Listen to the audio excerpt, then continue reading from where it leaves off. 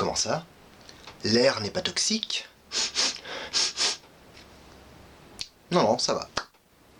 Salut les geeks, c'est Nawak, bienvenue dans cette toute nouvelle vidéo spéciale The Walking Dead, saison 10, épisode 15. Alors je sais que je suis assez en retard en ce qui concerne mes critiques, voilà, j'ai eu quelques empêchements. Du coup, je pense que je ferai prochainement une vidéo récap, ce qui me permettra de revenir sur les épisodes dont je n'ai pas parlé. Voilà, sinon, en cette période de confinement, j'espère que pour vous, tout se passe pour le mieux et que vous arrivez à vous occuper. Donc on enchaîne sur la critique, c'est parti, go!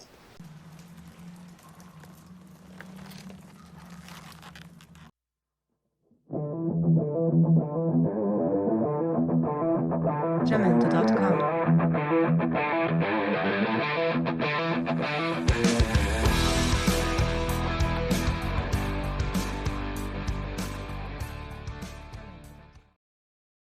Épisode 15, saison 10 de The Walking Dead. Alors c'est un épisode qui nous a été vendu par EMC. Dernièrement, EMC a fait un communiqué en nous disant que cet épisode 15 serait le dernier épisode de la saison 10.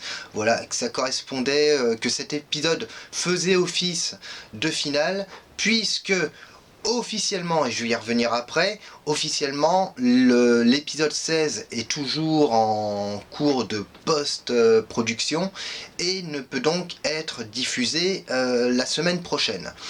Alors personnellement, avant d'aborder on va dire la critique, je vais directement traiter de l'épisode, de cet épisode 15.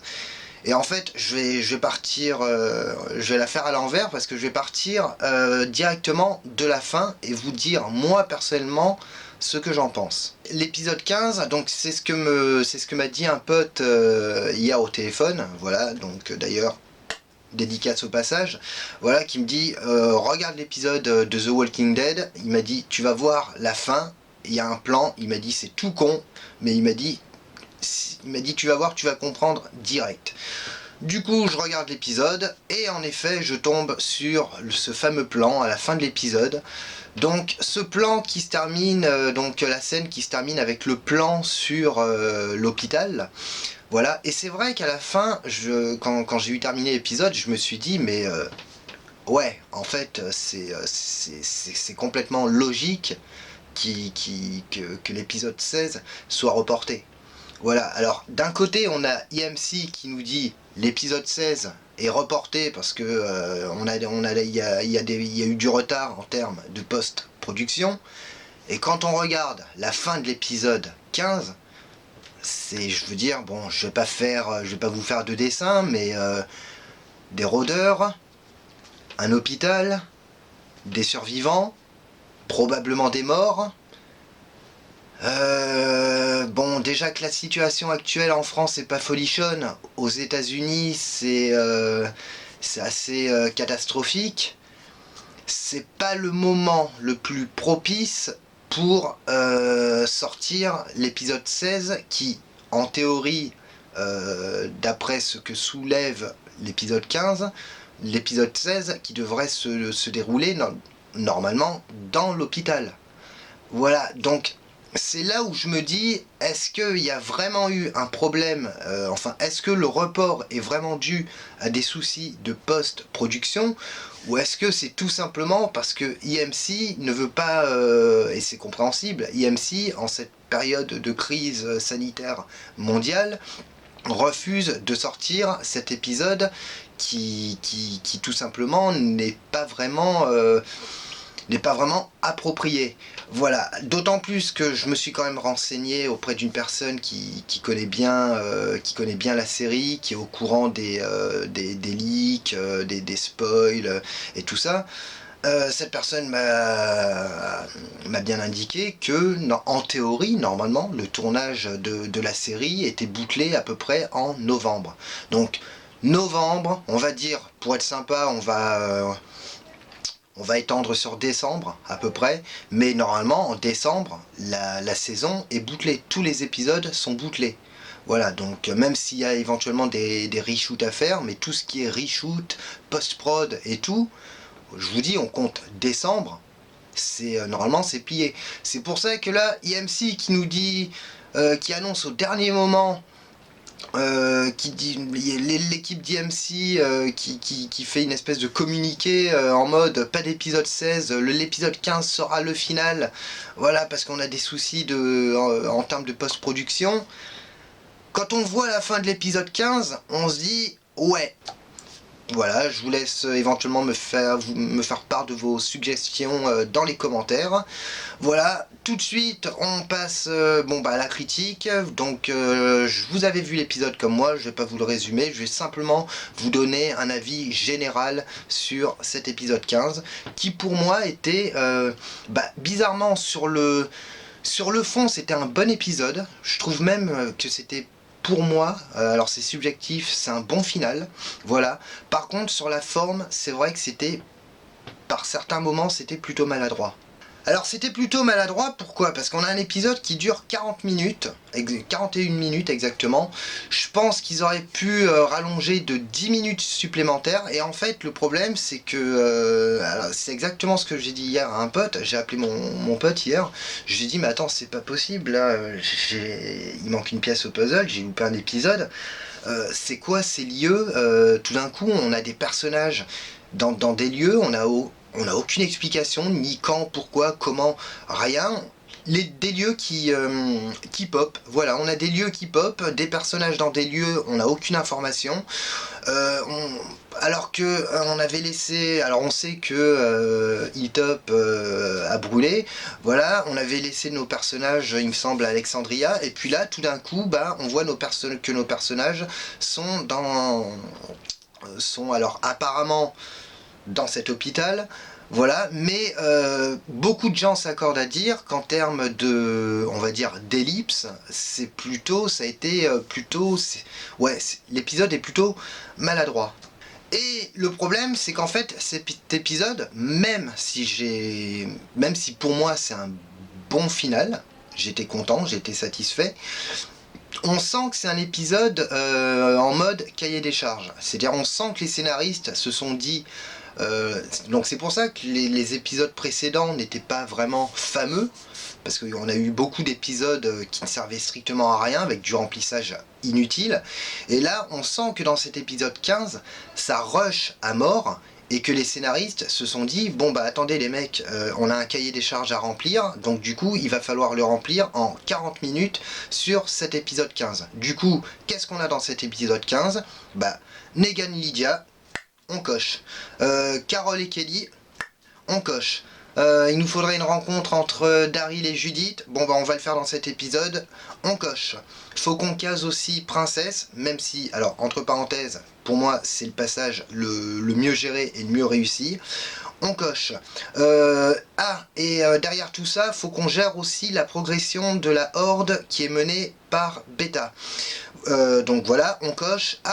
On va faire une espèce d'ellipse, on va faire une ellipse, voilà, et nos personnages vont être transposés dans un nouveau lieu. Voilà, on coche. Donc on sent que c'est un épisode un peu pas fourre-tout, mais un épisode qui doit remplir, qui doit combler ce qui n'a pas été fait ou ce qui n'a pas été assez développé auparavant. Moi par exemple, il y a des trucs que j'ai bien aimés, voilà, donc je vais pas vous raconter l'épisode, hein, vous l'avez vu comme moi. Dans les choses que j'ai bien, enfin que j'ai bien aimé mais qui étaient un peu too much, c'est par exemple Negan et Lydia. J'avais bien aimé le discours, le dialogue entre Negan et Daryl. Alors je sais plus quel épisode c'était, je crois que c'était le 14, il me semble que c'était le 14, épisode 14, quand Negan confiait à Daryl, il lui disait qu'il avait rempli entre guillemets sa mission, qu'il avait tué Alpha, mais qu'il avait apprécié le fait d'intégrer le groupe des chuchoteurs parce que il se sentait, comment dire, il se sentait utile et en gros il se sentait accepté. Voilà. Et là, avec Lydia, je trouve que c'est un peu... On est un peu... Alors, la rédemption de Negan, je suis d'accord, mais de là à faire de Negan une espèce de Mère Teresa, une espèce de de bon samaritain, je trouve ça, on est un peu dans, on franchit la limite, quoi. On franchit la limite. On est vraiment, on franchit une limite qui pour moi est vraiment un peu problématique parce qu'on en oublie presque le côté ce qui fait le charme de Negan, à savoir le personnage qui est quand même arrogant, on va dire, le personnage qui prend toujours le dessus. Là, on a je veux dire, la scène avec Lydia, pour moi, la réplique était vraiment de trop. C'est quand Negan dit à Lydia qu'il aimait sa mère, que sa mère lui plaisait et tout ça, qu'il était attaché à elle. Ça colle pas avec le discours que Negan a eu avec Daryl, à savoir qu'il avait aimé être au sein des chuchoteurs parce qu'il se sentait, il se sentait exister. Voilà, ça va pas ensemble. Épisode 14, c'est ce qu'il disait, c'est ce qu'il disait à Carole. J'ai fait ça, j'ai tué Alpha pour que tu puisses me mettre en quelque sorte au devant de la scène. Voilà, j'ai tué Alpha, qu'est-ce que tu attends pour écrire le nouveau chapitre du livre de Negan? Donc là, on avait vraiment le Negan qu'on aime, le Negan un peu arrogant, le Negan sûr de lui et tout. Là, sa rencontre avec Lydia, voilà, c'est pas mémorable. Bon, on a aussi le passage avec Judith et Daryl. Alors, c'est un passage qui, pour moi, était un peu... c'est un passage qui était à la fois utile, alors qui était utile, mais qui était peut-être, à mon sens, un peu exagéré. Voilà, la conversation entre Daryl et Judith, bon, ça, personnellement, j'ai pas vraiment accroché. Voilà. Par contre, ce que j'ai apprécié, c'est le fait que Daryl tue un des membres des chuchoteurs et c'est un geste qui visiblement marque la petite Judith. Alors j'ai aimé ce passage là, mais en fait ce que je n'ai pas aimé c'est la manière dont c'est mené, parce qu'en fait c'est trop forcé. C'est trop forcé, c'est-à-dire Daryl qui se promène dans la forêt comme par hasard pour faire du repérage, voilà, il retrouve Judith, voilà, Judith qui lui dit « Tu veux pas m'apprendre un peu les techniques de survie en mode Bear Grylls ?» Voilà, Daryl qui lui dit On observe, on pense et après on agit », enfin je sais plus trop ce qu'il lui dit. La scène était bien. Le fait que Judith soit quand même marquée par les actions de Daryl, ça j'ai aimé, mais la manière dont c'est amené, je trouve que ça aurait pu être amené autrement. Voilà, mais sinon j'ai bien aimé parce que bon bah c'est ce que j'avais dit dans mes vidéos précédentes. Judith c'est une gamine, c'est vrai que souvent on la voit, elle n'est pas souvent traitée comme une enfant, et ça permet de replacer Judith en tant que, de la resituer en tant qu'enfant, c'est-à-dire quelqu'un, faut pas oublier qu'il y a un épisode où elle avait dû buter Earl. J'avais beaucoup aimé ce passage parce qu'elle était ensuite avec Daryl. Ils étaient plaqués contre un mur et Daryl qui l'enlaçait en mode tu vas voir, tu en verras d'autres, et on s'y habitue. Voilà. Mais là, le fait qu'elle soit marquée par le fait que Daryl ait tué un chuchoteur, bon, ça j'ai plutôt aimé parce que bon, bah, on se rend compte que finalement Judith c'est une enfant, et puis même si elle est courageuse, même si elle est forte et tout, bon, ça reste quand même une enfant. On voit que l'acte que Daryl a commis, bah, on voit que c'est quand même un acte qui la gêne, elle est gênée. Alors, c'est pour moi le meilleur passage de la série, enfin pas de la série, de l'épisode, c'est évidemment tout le passage consacré à Princesse. Alors c'est vrai que dans les comics, alors j'ai plus trop de souvenirs, mais dans les comics, c'est un personnage assez ambigu. Là, sur la série, ils ont décidé de vraiment la traiter un peu différemment. Et ce que j'ai aimé, c'est qu'en fait, ils ont traité l'histoire, enfin pas l'histoire, mais le background, entre guillemets, du personnage.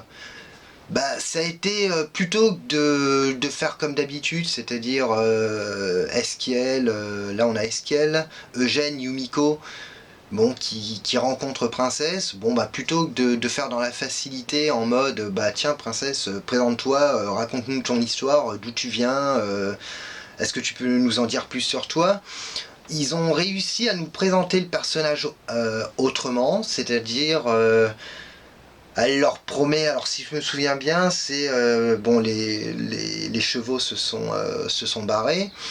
Voilà, elle leur dit qu'elle a des moyens de locomotion. Voilà, et elle décide de de faire le tour on va dire, du quartier et de passer par le terrain miné. En fait, on se rend compte que Princesse fait tout pour gagner du temps. Tout simplement pourquoi, parce que c'est un personnage qui a vécu pendant visiblement pas mal d'années dans la solitude et qu'elle n'a pas été habituée à voir des gens depuis très longtemps. Donc en fait, c'est un passage que j'ai aimé parce qu'en fait, en aucun cas elle essaye de les piéger. Tout ce qu'elle veut, c'est gagner du temps pour rester un maximum de temps avec eux pour pas se retrouver seule. Et la manière la manière dont le personnage est introduit, la manière dont le personnage est présenté par ce terrain qui est truffé de mines, j'ai trouvé ça original parce que ça nous permet de présenter le personnage par l'intermédiaire d'une action en fait. Mais voilà, cette manière dont le personnage est amené, cette manière dont le personnage est présenté, c'est vraiment, j'ai adoré, j'ai beaucoup aimé. Et en plus, c'est vrai que le personnage de Princesse, à côté d'Eskiel, c'est ce que je disais dans des vidéos précédentes, Eskiel qui était le roi, voilà, Eskiel qui avait du charisme, qui était un personnage éloquent, voilà, alors tout de suite avec Princesse, on voit le contraste, c'est assez marrant d'ailleurs, parce que je trouve que les deux personnages sont complètement opposés, mais vont plutôt bien ensemble. Bon, on a aussi d'autres passages comme la discussion entre Kelly et Carol. Alors bon, Kelly qui dit à Carol, oui, je suis persuadé que Connie est en vie, et tout ça, c'est vrai qu'à ce moment-là, t'as envie de te dire, mais attends, t'es persuadé de ça, visiblement t'as l'air d'en être persuadé depuis longtemps, pourquoi t'es pas allé voir si Connie était en vie? Donc là aussi, mais c'est ce que je vous disais tout à l'heure, c'est un épisode entre guillemets qui remplit le cahier des charges parce qu'il fallait une rencontre entre Carol et Kelly et une explication entre Carol et Kelly, sachant que Carol avait pété un plomb et avait fait prendre des risques au reste du groupe. D'autant plus que l'actrice qui joue Connie, il me semble qu'elle a jarté là pour l'instant pour jouer dans une autre série. Donc officiellement, on ne sait même pas si elle est morte, si elle est toujours en vie. Voilà, et pour moi, un point qui m'a quand même gêné, c'est Daryl, parce que Daryl était proche de Connie, et je sais même pas en fait si lui, il est au courant que Connie est... alors, en fait, non, mais j'ai complètement... alors, est-ce que Daryl est au courant que Connie est supposée être sous les décombres? Est-ce que quelqu'un a dit à Daryl que Connie était peut-être en vie? Est-ce que quelqu'un a dit à Daryl que Connie était peut-être morte? Du coup, le fait que ça montre un truc, c'est que les scénaristes eux-mêmes ne le savent pas en fait. Du coup, comme les scénaristes ne le savent pas, forcément, les personnages sur lesquels ils travaillent ne peuvent pas le savoir. Et du coup, ça se ressent vachement sur la réalisation. Voilà, c'est pour ça, c'est ce que je vous disais tout à l'heure et je le redis, c'est un épisode que j'ai beaucoup aimé, mais c'est un épisode qui rush à mort. Voilà, et du coup, on a de grosses... c'est même pas une question de facilité scénaristique, mais on a de grosses incohérences. À la limite, j'aurais trouvé ça plus cohérent que Kelly ait une discussion avec Daryl. Pour moi, ça aurait été plus logique. Ensuite, en ce qui concerne Beta, Beta, non, pour moi, il n'y a plus rien à faire. J'aime beaucoup Ryan Hurst, mais je trouve qu'il surjoue trop, quoi. Il en fait trop. Alors, l'acteur en fait trop, et puis le personnage en fait trop. Ça me dérange un peu, et puis le fait que la horde avance, et puis en voyant traverser le chat, il devine que la communauté se trouve à un autre endroit. Enfin bref, non, on n'y croit pas, c'est bidon. Mais en dehors de ça, c'est ce que je vous disais tout à l'heure, c'était pour moi un bon final. Voilà, ce qui sauve pour moi cet épisode, c'est tout le passage avec Princesse. On a des éléments qui auraient pu être traités dans les épisodes précédents, qui n'ont pas été traités. Du coup, on se retrouve avec 40 minutes où on doit cocher des cases. Voilà. Donc n'hésitez pas à me dire dans les commentaires ce que vous avez pensé de cet épisode. Voilà, n'hésitez pas à vous abonner. Je ferai probablement une vidéo récap de cette saison 10 de The Walking Dead. En attendant, le trailer de l'épisode 16 qui arrivera, on ne sait pas quand, le trailer quant à lui est déjà disponible. Voilà, donc on sait que désormais le retour de Maggie est confirmé. Je vous souhaite bonne journée, bonne semaine et je vous dis à très bientôt. Bis.